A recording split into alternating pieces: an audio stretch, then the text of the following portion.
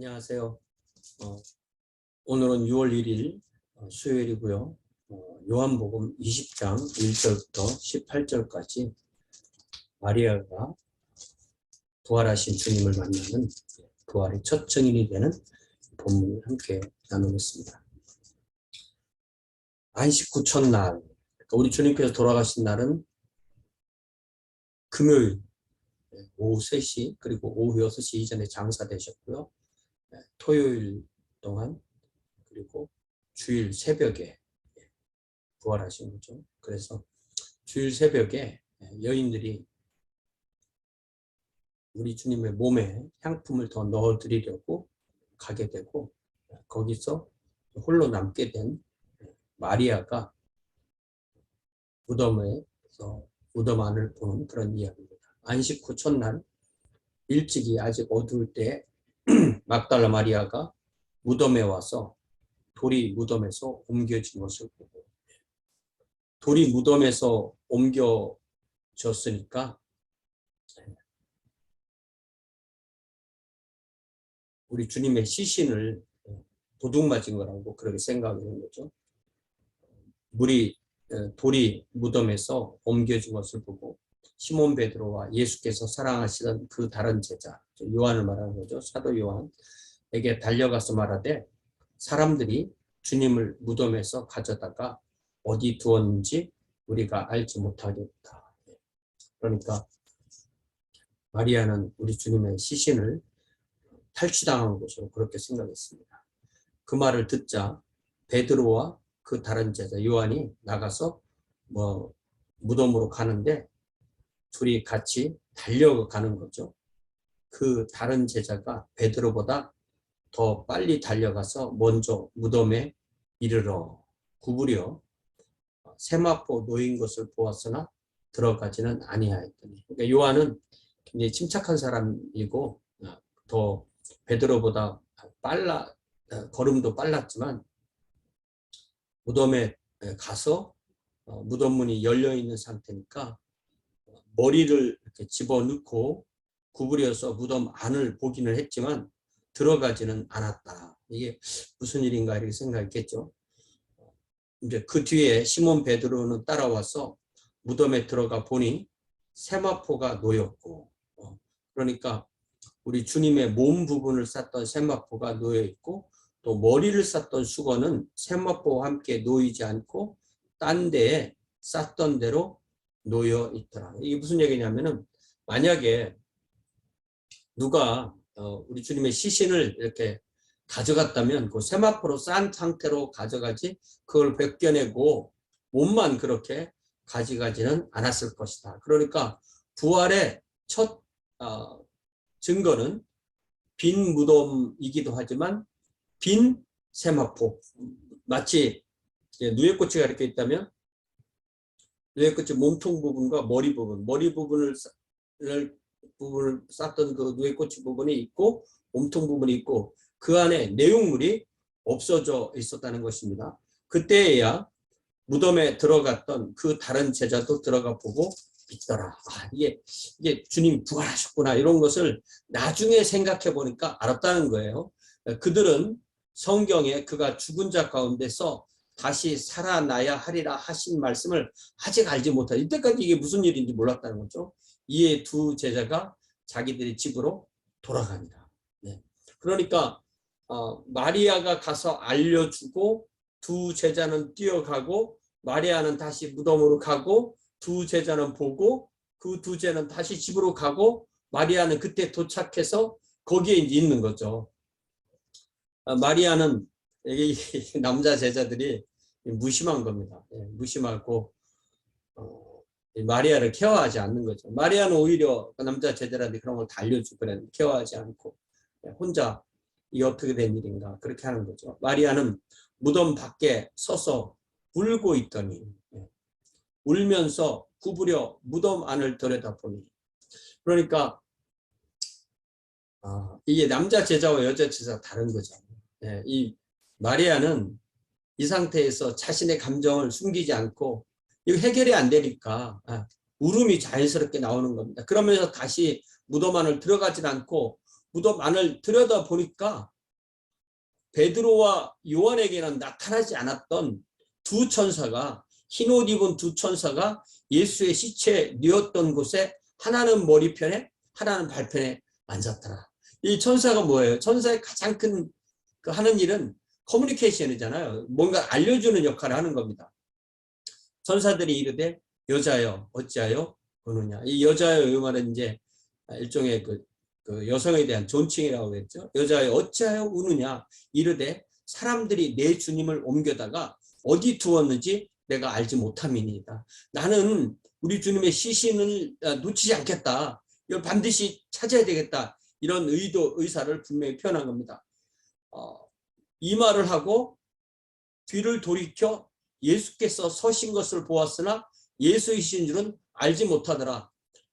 첫 번째는 예수님이 부활하셨을 거라는 기대를 하지 않았고, 또 하나는 예수님께서 부활하신 이후에도 당신이 당신이신 것을 알려줄 때만 알기 때문에 당연히 몰랐죠. 그렇지만 인기척이 났기 때문에 뒤를 돌아본 거죠. 예수께서 말씀하십니다. 여자여, 똑같이 천사들이 한 말처럼 여자여 어찌하여 울며 누구를 찾느냐. 여자여 어찌하여 우느냐. 요 말을 더 확장해서 어찌하여 울며 누구를 찾느냐까지 말씀하십니다. 하시니 마리아는 그가 동산직인 줄 알고, 당연히 그 동산에 그 시간에 있을 사람은 그 동산을 관리하는 사람일 수 있으니까 동산직인 줄 알고 이르되 주여 당신이 옮겼거든 어디 두었는지 내게 이르소서 그리하면 내가 가져가리이다. 이거는 이제 자기가 가서 자기 또 베드로나 요한에게 얘기해서 같이 와서 그 주님의 그 시신을 또 그 무덤에 정확하게 다시 안치해 드리겠다. 그러니까 베드로가 그 마리아가 찾은 것은 부활하신 주님이 아니라 주님의 시신을 찾는 거죠. 부활을 모르니까. 그런데 예수께서 이제는 마리아를 여자여 이렇게 부르시지 않고 마리아여 이렇게 부릅니다. 이 막달라 마리아죠. 막달라 마리아를 마리아야 이렇게 부르는 순간에 평소에 우리 주님께서 마리아를 부르시던 그 음성, 그 모습대로 부르셨고, 그 순간에 마리아는 이분이 예수님이시구나 아는 거죠. 이 순간이 우리 주님께서 그 부활을 드러내신 그 순간인 겁니다. 그러자 돌이키면서 이 히브리 말로, 그러니까 아람어로, 자신들의 아람어로 라포니 이렇게 했다는 거죠. 그러니까 이게 라포니는 이제 선생님, 선생의 존경어고요. 랍비가 이제 레바이, 이게 이제 선생인데, 이 레바이라는 것은 라부에다가 이를 붙여서 나의 선생 이런 말이 되는 거예요. 나의 선생인데 거기다가 랍보니 하면 거기다 나의 선생님 이렇게 돼요. 근데 이게 이제 그 랍비 자체가 나의 선생인데 그것이 뜻은 나의 선생이지만 그냥 그 말을 선생님 이렇게 쓰는 거예요. 그래서 우리가 랍비 이렇게 부르면 그 원래 말 뜻은 나의 선생 이런 뜻이에요. 그렇지만 그것이 이제 선생이란 말로 그렇게 정축된 거죠. 라브라는 말이 이제 그 자체가 형용사로 큰 이런 말이 되고, 라브, 랍비, 랍보니 이렇게 돼서 원래의 말 뜻은 랍비 하면 나의 선생이지만 그냥 선생이란 말로 쓰이는 겁니다. 이것은 종교적 선생님만, 그러니까 종교적인 선생님에게만 쓰는, 그러니까 religious teacher에게만 쓰는 말이에요. 그래서 마리아와 우리 주님과의 그 사이에 항상 우리 주님은 마리아를 마리암 이렇게 부른 거죠. 이게 그 메리라는 이름이 모세의 누이 미리암의 헬라 형태거든요. 그래서 이것을 이제 혹격 이렇게 부르는 말로 부를 때는 마리암 이렇게 되는 거예요. 마리암 이랬을 때 라포니, 이 짧은 이 말이지만 이 말을 통해서 이분이 죽으신 것이 아니라 살아계셨구나. 그리고 그러니까 죽음에 머물러 계신 것이 아니라 죽음의 권세를 이기시고 부활하셨구나라는 것을 마리아가 깨닫게 된 거죠. 그러면서 그 짧은 순간에 인류 역사, 온 하나님의 역사에 가장 큰 부활의 사건이 드러나게 되고, 그 부활의 첫 증인이 바로 이 메리가 되는 것입니다. 그랬을 때 이 메리가 이 주님을 꽉 붙들었겠죠. 주님을 꽉 붙듭니다. 왜? 자기가 찾던 주님이니까. 언제 어디 못 가게 하시려고 붙들었죠. 그러니까 우리 주님께서 말씀하시기를 17절에 나를 붙들지 말라. 내가 아직 시간이 있다. 그러니까 우리 주님께서 부활하고 40일 동안 머무셨잖아요. 40일 동안 머무신 동안에 제자들과 이전에 십자가 이전에 주님처럼 항상 함께 하신 게 아니잖아요. 그러니까 내가 부활하였다. 그리고 성령께서 오신다. 라는 것을 이렇게 틈틈이 나타내서 말씀해 주셨기 때문에 이것은 부활하시고 제자들과 함께 하신 것이고 그리고 부활하셨다는 걸 드러내시고 승천하셔서 하나님 보좌 우편에 앉으신 거기 때문에 이 40일은 사실은 내가 부활했다라는 것을 알리시기 위하여 머문 기간이라고 생각할 수 있는 거예요. 그러니까 나를 붙들지 말아라. 내가 아직 아버지께로 올라가지 않았다. 이야기는 내가 아직 이 땅에 머물 수 있는 시간이 조금 더 있다. 그렇지만 그 시간이 길지 않다. 그러니까 너는 내 형제들에게 가서 이르되 내가 내 아버지 곧 너희 아버지 내 하나님 곧 너희 하나님께 올라간다라. 그러니까 아직 시간이 있지만 내가 십자가, 장사, 부활 그리고 바로 승천이 아니라 40일의 시간이 있기 때문에 곧 올라간다. 그래서 공관복음서에서는 내가 너희보다 먼저 갈릴리에 가서 너희를 만날게. 그렇지만 갈릴리에 가시기 전에 예루살렘에서 두세 번 만나시고 갈릴리에서 만나서 그 산에서 마지막 지상 대위임의 명령을 해주시는 거잖아요. 그러니까 요 문맥을 잘 못 이해하면 나를 붙들지 말라. 나를 매달리지 말아라. 내가 아직 못 올라갔다. 나 올라가야 되는데 못 올라갔어. 이런 뜻이 아니라는 거죠. 내가 아직 안 올라갔다. 그러니까 그렇지만 곧 올라간다. 그러니까 내가 나의 아버지 너희 아버지 나의 하나님 너희 하나님 이걸 통해서 우리 주님께서는 이 제자들을 더 친근하게 성부 하나님과 함께 연결해서 부르게 되는 거죠. 그래서 이제 주님을 부활하신 주님을 헤어진 이 막달라 마리아가 가서 제자들에게 내가 주를 보았다 하고 또 주께서 자기에게 이렇게 말씀하셨다 이러니라. 이게 우리가 잘 알다시피 여자의 증언 법적인 권위가 없는 시대입니다. 그런데 부활의 첫 증인이 마리아가 된 거예요. 만약에 베드로와 요한이 거기에 있었다면 집에 가지 않고 기다리고 있었다면 그들도 주님을 먼저 만났든지 아니면 함께 만났든지 했을 거 아니에요. 근데 이 사람들은 뭐 자기들의 생명이 귀했는지 아니면 어쩌든지 그 자리를 주님의 시신이 없었군 하고 집에 간 거예요. 그런데 마리아는 그 자리에 있었기 때문에 또 다시 달려가서 그 사실을 알려주게 된 거죠. 그래서 부활의 첫 증인은 마리아가 된 겁니다. 그러면 그 당시에는 여인의 어떤 증언의 능력의 신빙성이 확 떨어지는데도 이 여인을 부활의 첫 증인으로 삼으셨다는 것은 우리 주님이 마리아를 부활의 첫 증인으로 삼으심으로 여인의 어떤 그 권위, 여인의 어떤 그 가치, 또 여인이 어떤 면에서 이 남자 제자들보다 더 소중한 그런 존재라는 사실들이 분명하게 드러난 거죠. 네. 이런 면에서 이 부활의 첫 증인이 이 막달라 마리아였다는 사실도 참 소중한 내용이라고 그렇게 우리는 생각을 꼭 기억을 해 보아야 합니다. 우리 주님께서 그 누구도 기대하지 않았던 그런 부활을 우리 주님께서 계속 몇 번 이상 말씀해 주셨는데도 이 사도들 또 남자 제자 여자 제자 아무도 기대하지 않았고 다만 예수를 십자가에 못 박은 그 대제사장들 이런 사람들만 군인들을 데려다가 우리 주님의 문을 막았지만 그렇지만 우리 주님은 부활하셨고 그러므로 모든 하나님의 역사에서 가장 핵심인 예수의 부활 사건이 이루어지게 된 것입니다. 우리가 생각할 때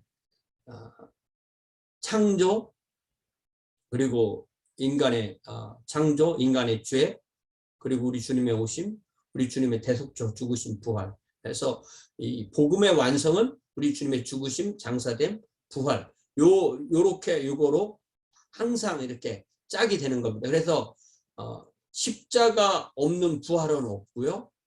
또 부활이 없는 십자가는 의미가 없는 것입니다. 그래서 우리 주님의 십자가를 이야기할 때 항상 부활을 함께 이야기하는 거고요. 그러니까 말로 언급을 안 해도 우리 주님의 십자가 이렇게 말할 때는 부활이 빠진 십자가는 없는 겁니다.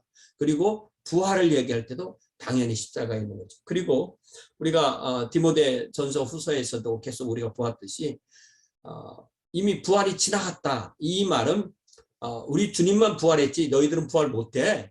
이렇게 말하는 것인데, 그렇게 말하면은 그것은 우리 주님의 부활은 인정하고 제자들 우리의 부활은 부인하는 것이 아니라 우리 주님의 부활도 부인하는 게 된다는 거죠. 왜냐하면 주님의 부활에는 우리의 부활이 붙어 있는 겁니다. 주님의 부활은 우리의 부활을 이렇게 보증하는 그 워런티가 되는 거죠. 그래서 부활의 첫 열매, 우리 주님의 부활은 우리의 부활을 그대로 드러내는 것이 됩니다. 그래서 우리가 죽음을 맞이할 때 우리의 몸은 이 땅에 두고 우리의 영혼이 주님 앞에 가지만 우리의 몸은 마지막 날에 부활해서 새하늘과 새 땅에서 영원히 사는 것이 바로 기독교 복음의 핵심인 것입니다. 이 부활의 능력으로 우리가 주님을 섬기는 저와 여러분 되시길 바랍니다. 그래서 사도 바울은 자신의 어떤 모든 힘의 근원을 이 예수 그리스도의 자신이 가지고 있던 종교적 열심이나 지식이나 무슨 뭐 혈통이나 이런 거 그런 것에 근거하지 않고 자신의 모든 것을 무엇에 초점을 맞추려 하냐면 빌립보서 3장 10절에 보니까 내가 그리스도와 그 부활의 권능과 그 고난의 참여함을 알고자 하여 그의 죽으심을 본받아 어떻게 해서든지 죽은 자 가운데 부활에 이르려 하노니 내가 이미 얻었담도 아니요 온전히 이루었담도 아니라 오직 내가 그리스도 예수께 잡힌 바 된 그것을 잡으려고 달려가노라. 그러니까 이 부활을 향해서 달려가기 위해서 현재의 고난, 그리스도의 고난에 참여하는 것이 나의 이 땅에서의 삶이다 이렇게 말했어요. 그래서 우리 부활의 권능이라는 것은 십자가를 이겨내는 권능이 되는 겁니다. 그러니까 부활이라는 말 안에는 항상 십자가 포함되어 있는 거죠. 그러니까 우리 주님이 부활하셨기 때문에 나에게는 십자가가 없어. 이런 복음은 없는 거예요. 나에게 주어진 이 삶이라는 삶 가운데 주어지는 모든 그 십자가라는 고난이 바로 우리가 주님의 제자라는 그러한 담보가 되는 것입니다. 사랑의 아버지 하나님, 마리아가 울면서 주님의 시신을 찾고자 했지만 부활하신 주님께서 마리아를 만나셔서 마리아라고 부르신, 그리하여 마리아가 라보니라고 대답한 이 놀라운 부활의 첫 증인이 된 마리아의 소식을 우리가 다시 한번 보면서 우리도 부활의 주님을 믿고 따르면서 우리 부활의 주님이신 주님의 부활로 인하여 확실해진 그 우리의 부활이 우리의 매일의 삶의 능력이 되게 하여 주옵소서. 그래야 사도 바울의 고백처럼 우리의 부활에 참여하기 위하여 주님의 고난에 참여하는 놀라운 주의 자녀들의 삶으로 인도하여 주시옵소서. 예수님의 이름으로 기도하옵나이다. 아멘. 네, 고맙습니다. 이번 주일 6월 5일 주일 6월 연합예배 함께 만나서 주님을 예배하기를 원합니다. 고맙습니다.